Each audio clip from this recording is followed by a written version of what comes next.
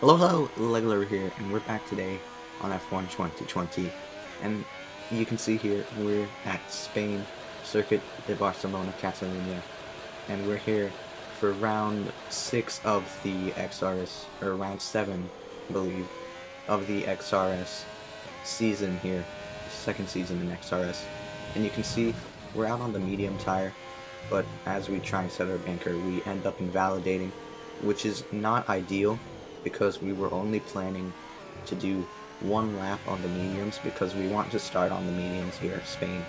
But now that we have to do another lap, our mediums will have extra tire wear starting this race. So already our race has been slightly compromised here as we head into turn 1 using all of the entry curb and all of the curbs on the two apexes. We don't get held up by the Ferrari, which is good. Stay as close to the inside as possible through turn 3. Now into turn 4, use all of the outside curb on entry, use the inside curb and then run out as wide as possible without clipping the grass. Brake slightly on the curb for turn 5, don't lock up, it's quite easy to do that through there. Into turn 6 and 7, I believe this is, or 7 and 8 I think. We could have gone a bit more aggressive there, but just trying not to invalidate, we head through the DRS zone. For reference, our best lap on the mediums in practice was a 14.7. I don't think this is going to get close to that because we're going very cautious on this lap, as you can see, because we just don't want to invalidate this, because we can't afford to invalidate this lap or our entire race will be compromised here. As we're exiting and going through the final corner, activating the DRS, and up to the line, it's a 15.8, and that's quite a bad lap, if I've got to say. And it puts us all the way down in P6. Our teammate P9 also qualifying on the mediums. Mickey Man got pole, but ended up getting a 5-place grid penalty, as you can see the strategy here. So Mickey Man will actually start in P6. We will start in P5. You can see the race director here as we go on to start the formation lap here. And yeah, so it wasn't a great lap at all, and that definitely compromised us a little bit as we're heading on to the end of this formation lap now. And we're just going to wait for the lights to come on. 3 lights now, 4 lights, 5 lights, and it's lights out and let's go racing. And Mickey Man has gotten a rocket ship start here.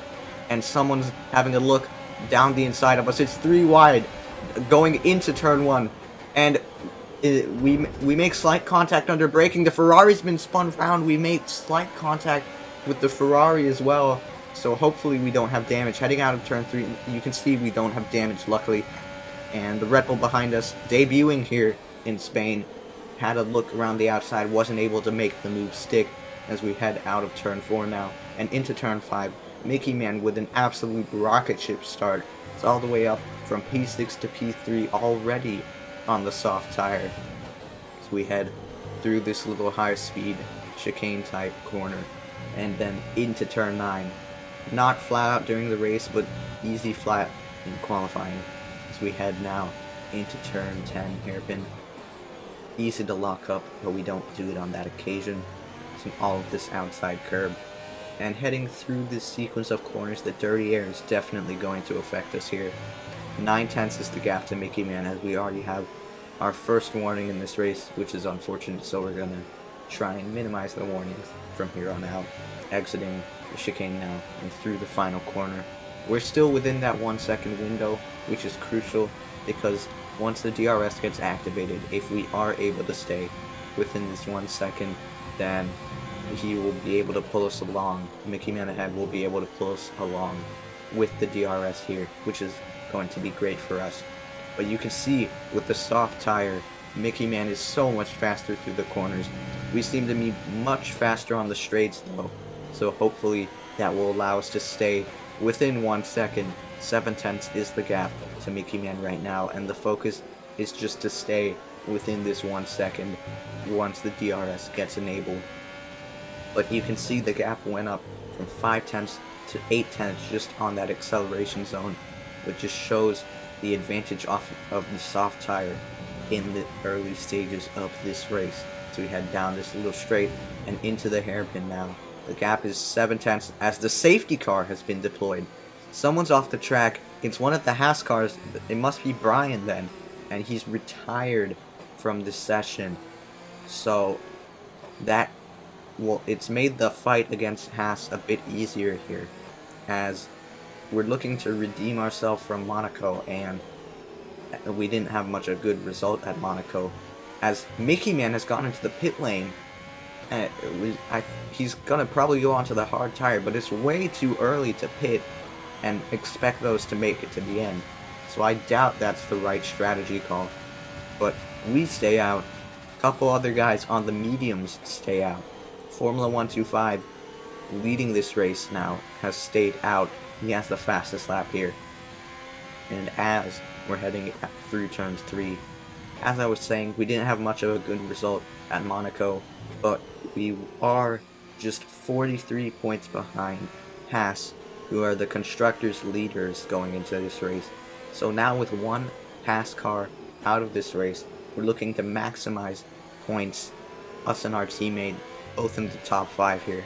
So we're looking to maximize points and damage Haas's lead to the constructors as much as possible, as we've now caught up to the queue, just trying to warm up the tires, or keep the tires up to temperature, I should say, because it's very hard to do that under safety car, and if you do have cold tires on a restart, it's just such a big disadvantage. But we are heading towards the end of lap 4 now, heading through this high speed, and we have to avoid Formula 125. You can see he's gotten a 5-second penalty for a collision possibly, but you can see now that we didn't make contact with him. But that's a massive turning point in this race.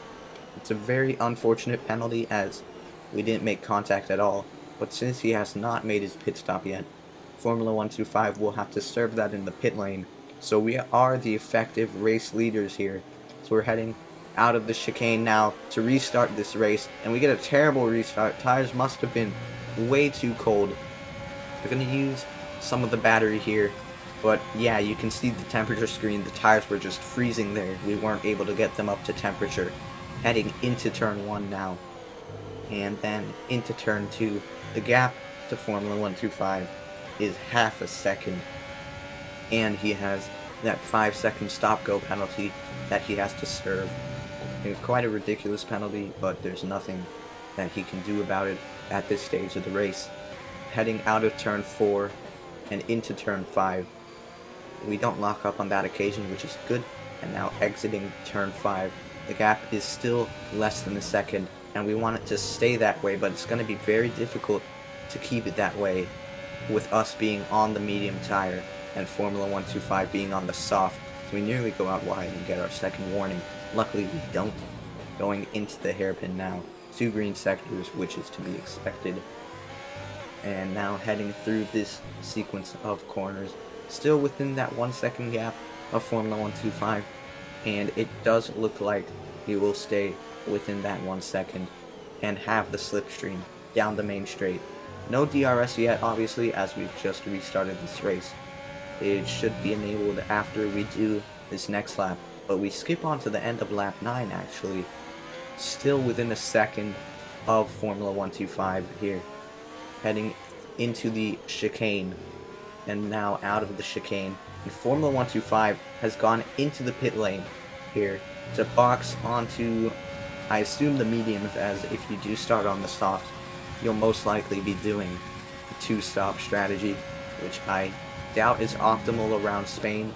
And keep in mind, he does have to serve that 5-second penalty, so he will be way down the order here in this race, and we will have the effective lead once we make our pit stop, as long as we make no mistakes here. We set up purple sector 1, so that just shows you how much the dirty air of following another car can hold you back. Heading through turn 5 now, we take it pretty nicely, and on exit we get no wheel spin, using the overtake button into this high speed left-right sequence here. Now out of it and into turn 9. We can certainly push a lot more than what we were able to behind Formula 125, because we're now in clean air. We've set 2 purple sectors, as you can see. And now we're heading through the third sector, but there's yellow flags, and it's our teammate. Our teammate's going slowly here. He's retired from the session, which is not good at all.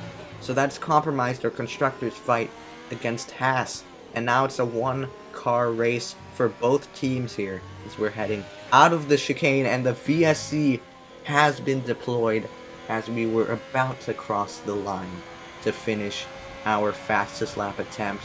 And no doubt that could have possibly been the fastest lap, but we weren't able to get it because of the virtual safety car. But we skip on to the end of the VSC here. DRS has been enabled. We're returning to racing speed now as we head through the fast left-right sequence, and now out of it for the 11th time, through turn 9 for the 11th time. We don't have the DRS on this occasion as no one is ahead of us, and everyone in the top 4, including ourselves, is on the medium, has not pitted yet. Robert in P5, I believe, pitted for hards during the safety car period, so he will for sure have to make another pit stop. So he's not much of a threat to this race win here. So we're heading through and out of the final chicane, using the battery and up to the line to finish off the VSC restart lap.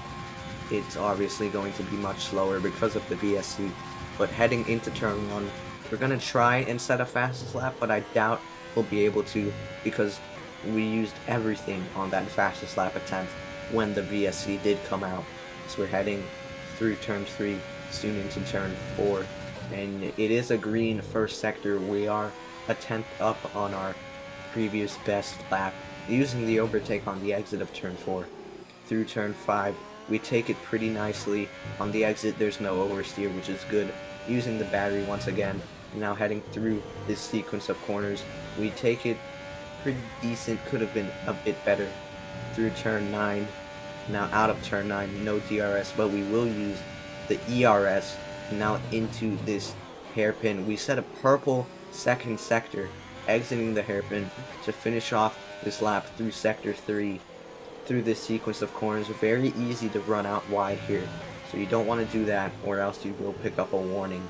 And now into the chicane. Be careful with the yellow sausage curbs, but use all of the red and white curbs, and on the exit use all of the track that you can get away with, using the battery up to the line, and it will be the fastest lap as we cut onto the end of lap 14.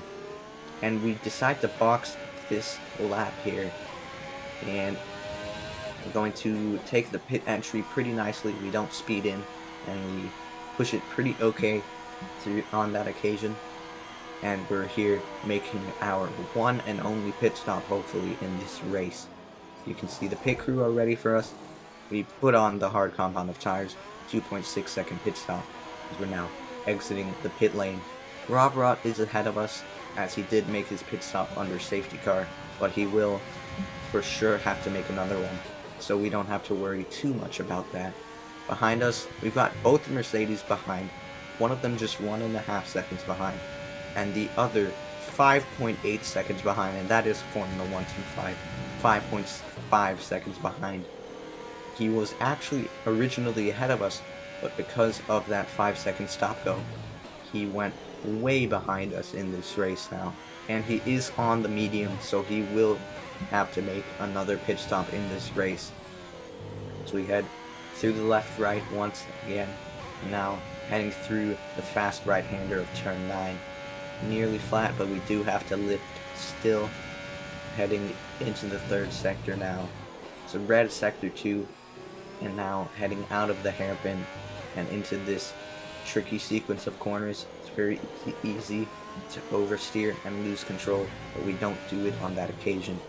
Heading through the last sequence of corners, we lock up into the chicane, which is not ideal, but we exit the chicane now and head onto the main straight to finish off this lap, and we're going to cut on just a lap later to finish off the next lap. And you can see the gap to Robert is 2.3 seconds, 2.2 seconds as we cross the line. We're going to keep cutting on lap after lap to see how far this gap goes down. 1.5 seconds is the gap now as we're finishing off lap 17. of this race. Heading on to lap 18, now cutting onto the end of lap 18. The gap is just a second now to the Ferrari up ahead, but we won't have the DRS on this occasion because we weren't within a second on the detection zone. We were, I think, just a thousandth of a second away from the DRS, which is unfortunate, but we are still close behind and catching on our new hard compound of tire as we're heading through turn 3 now. We're going to try and make this move stick as soon as possible, because not only does the Ferrari up ahead of Robot have a 6-second time penalty, but he also has to make another pit stop in this race because those hards are not making it to the end, as he did pit under that very early safety car. Heading through this left-right sequence, we take it decently. The gap is now 0.6 of a second. We will have the DRS now going down this straight, but we will not be close enough to make a move. Braking to start the third sector. We have a slight lockup because of the dirty air, and now heading through this sequence of corners. Now out of this corner, short shifting to fourth to minimize wheel spin. Now into the final chicane. We're taking it easy just to make sure we don't make any mistakes. And now heading on to the main straight. The gap is just half a second. We'll have the DRS, we'll have the battery deployment to use, but it doesn't look like we're going for it on this occasion, as we're not using any battery. We are getting closer, but we're not using any of the ERS, and we won't make the move into turn 1 as we weren't close enough on that occasion. Now heading through turn 3 for the 20th time in this race. Robot goes to the inside, maybe covering off a move, but we're nowhere near close enough to make a move happen. So we set a green first sector, but we nearly spin there. Massive oversteer out of turn 4. Luckily we do catch it. Now heading out of turn 5. The gap has gone up again, back to 0.6 because of that mistake. Now heading through and into turn 9. We will have the DRS once again here, and we're not going to use any of the batteries, but we will use the rich fuel mix heading into the third sector now. We're going to try and make this move happen as soon as possible, and it looks like we will be close enough down the main straight on this occasion, but we'll have to see. We're heading through this right-hander at medium speed.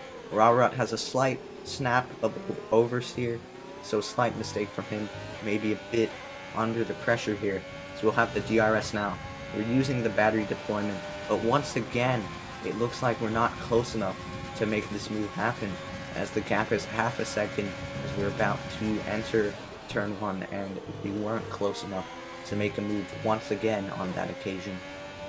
Heading through turn 3 now, and crucially, Rob Brott's ERS light is flashing. His red light is flashing, which means he is under 10% ERS, so that means he doesn't have much ERS to defend with, which is crucial for us because now we know that he is deploying a lot of the battery power, and we still have 40% ERS to use here as we're heading through this high-speed sequence of corners. We have a slight oversteer, but we're still close to Robrod, and this is the closest we've ever been. We're going to use the battery power. Will we be close enough to make a move? He goes slightly defensive. We have a look down the inside, but we can't make a move happen. And now heading through sector 3, we're so close to him. He goes wide. Robrod's gone wide. We have a look down the inside, but this is not an overtaking corner, so we're going to think better of it. So heading through the chicane now, and Robrod's oversteering all over the place. Clearly his tires have gone off here. I knew they wouldn't be able to make it to the end, and you can see his red lights flashing. He's going to go defensive, but not defensive enough, as we're still going to take the gap on the inside, and we're going to get the move done before we even hit the brakes into turn 1. So quick and easy move down the straight there as we cut onto the end of lap 24. And I said Robrod's tires looked to have been going off, and you can see now he is in the pit lane there, so he will no longer be challenging us for this race, as there is just, I believe, 8 laps to go, 8 or 9 in this race, and we are leading by 8 seconds, and P2 and P3 behind both have 3-second time penalties in this race. Robrod has pitted for the soft tire, looks like he will come out in P5. Yes, he does. He is P5 on the soft. So let's see how much he can close the gap to P4, P3, and P2 in this race on those faster tires. But the VSC has now been deployed on lap 29 of this race. Someone stopped on the second DRS straight. I'm not sure why or what's happened here, but it looks to be that someone has retired from this race and now the VSC has been deployed. But we skip on to the end of that VSC. It was quite a long one here, and we've returned to racing speed, and we were able to maximize the advantage of the VSC and pull the gap to 9.7 seconds.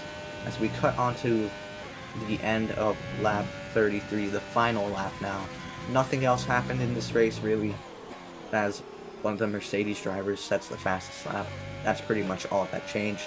And heading through this final sequence of corners now, we've driven a perfectly managed race and we nearly spin out on the final lap. Luckily that doesn't happen.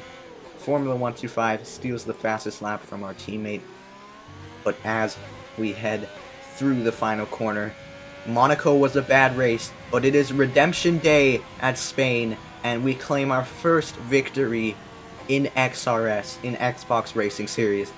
Great race there. We claim our first win, as I just said.